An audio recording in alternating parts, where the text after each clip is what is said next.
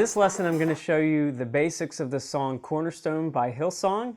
So I'm going to start with the signature lick and how to play that on guitar, even though it's mainly played with piano. Then I'm going to show you some strum pattern options. And then finally, we'll talk about the main chord progressions with the verse and with the chorus. So you'll be fully prepared to play the song. So let's start with the signature lick. I'm capo 5 using G chord family chords. This is the easiest way to play in the key of C. You, of course, could translate anything into just the C chord family with no capo, or if you wanted to, you could also capo 3 and use A chords, but this is the easiest way to do it. Capo 5 using G chords. So here's the intro lick and what it sounds like with those chords.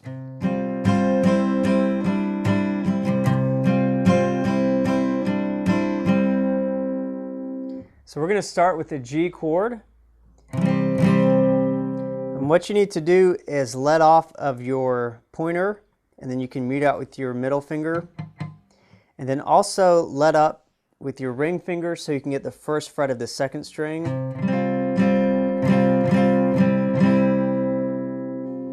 So that's your position. So pointer finger will get the first fret of that second string. You'll strum that twice, come off of it for an open string. And then third string, second fret, you'll strum that twice. Everything else stays the same. And then you'll come off of that for an open G.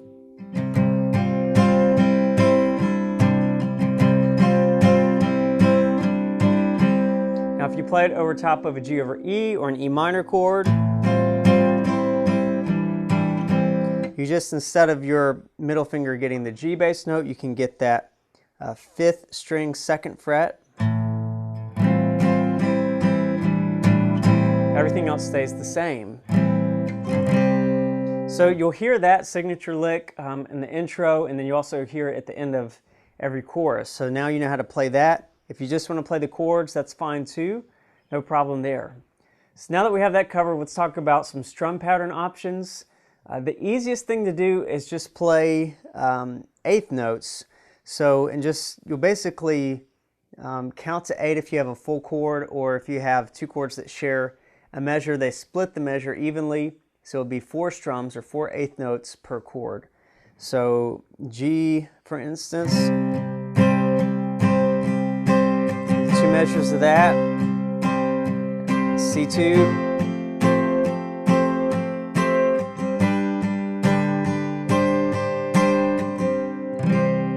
pretty simple. You're just going 1 and 2 and 3 and 4.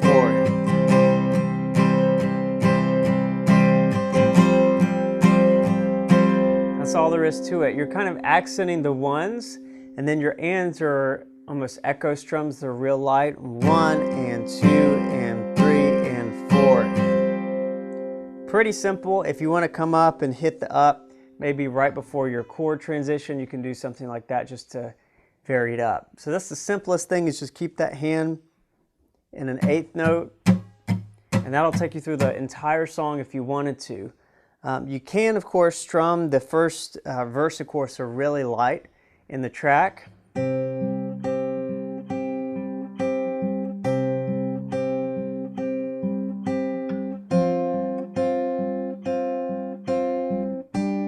So real simple, again, an 8th note type feel. Now when the song builds up, you might want to do something a little more. So what you can do here, if you reference the cadence strum pattern, I did a lesson on that before, the cadence strum pattern. It takes the 8th note strum and just adds a little bit to it, gives a little bit of a different feel, and that sounds like this.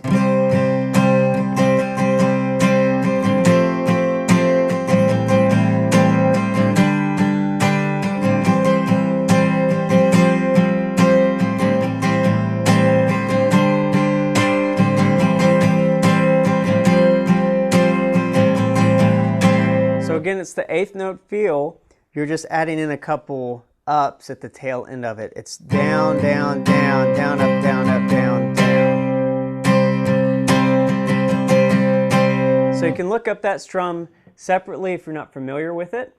But basically the song's in 4/4, an 8th note strum's going to work, a cadence strum's going to work. You could do a picking pattern that has an eighth note feel. All those things are going to work well in the song. It's a pretty slow song, but the energy builds a lot, so you may want to mix it up and maybe start with picking or real light strums and then kind of build it up with heavier strums.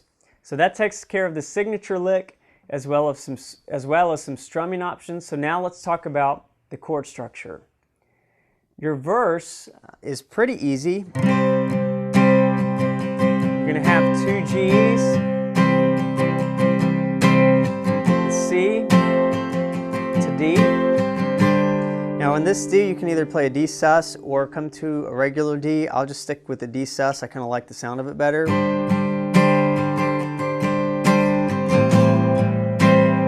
From there, you're going to have a 6 minor. In this case, I'm going to play a G over E. Back to a D.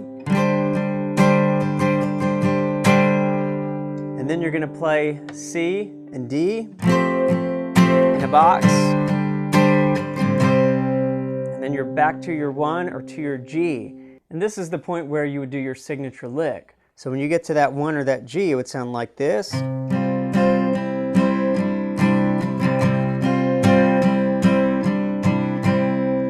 Now from here, the first verse actually repeats. So you hop right back into what you just played. Or when you get to the second verse, or you've gone through both, you'll hop into the chorus. And that'll sound like this. You'll start on the 4 or the C. Now notice on the chorus, you're going to have a lot of chords that share a measure, so just 2 beats each. If you're doing eighth notes, it's just 4 strums each. So it'll be C into an E minor, D, 1 over 3, this is a G over B. So I'll play it again. It's C to E minor, D, 1 over 3 or G over B, and you'll go back into your progression.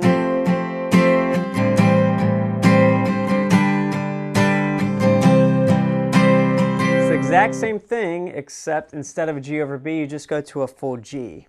The last part of the chorus is a 4 to a 6 minor, which is C to an E minor. Then those are in a box, and then you'll go to a 5, and then you'll come back to the 1. So that sounds like this.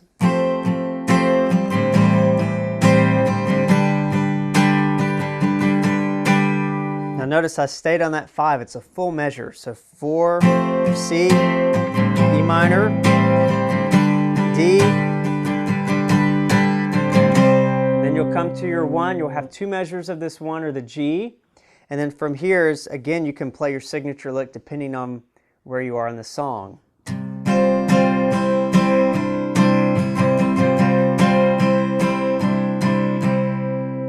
And from there, you can either go back into a verse or you can play a chorus again. So now you have everything you need. You have your signature lick, you have some strum pattern options, and then finally you have your chord progressions.